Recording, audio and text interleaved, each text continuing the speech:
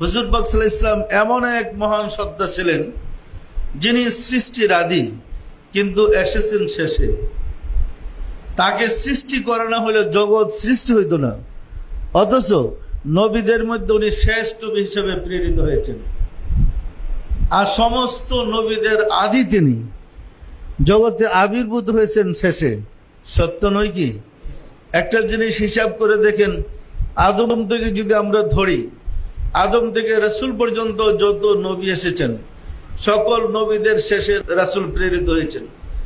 তবে সমস্ত নবীগণ এসে পরিষ্কার বলেছেন, আমার পরে কুল কায়নাতের রহমত রাহমাতাল লিল আলামিন আসতেছেন। সকল নবীর এসে বলেছেন, সেই প্রতিশ্রুতি মহামানব যাকে সৃষ্টি করা না হলে আল্লাহর জগৎ সৃষ্টি হতো না, তিনি কিন্তু আসতেছেন। সবাই বলে গেছেন, আস্তে আস্তে খবর দিতে দিতে সব নবীর প্রিয় শেষ হয়েছে। রাসূল এসে গেলেন সশরীরে 12ই রবিউল আউয়াল। আসার পরে পরবর্তীতে যত মহামানব প্রেরিত হয়েছে সবাই এসে বলেন তিনি কিন্তু এসে গেছেন। আগের মহামানবগণ বলতেছিলেন আসতেছেন, পরে যারা এসেছেন তারা বলেছেন তিনি এসে গেছেন। তাহলে পরে যারা আসতেছেন তারাও তারই প্রশংসায় মত্ত, আগে যারা এসেছেন তারাও তারই প্রশংসা করেছে।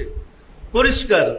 আমরা যদি গভীরভাবে বিশ্লেষণ করি, ব্যাখ্যা করি, আমাদের মাঝে যেটা প্রকাশিত হবে, সমস্ত নবী রাসূলগণ নবী হয়েছে নূরে মুহাম্মদী ধারণ করে।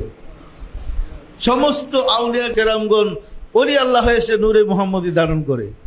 তাহলে নবী হইতে হলেও রাসূলকে লাগে, ওলি আল্লাহ হইতে হলেও তাকে লাগে।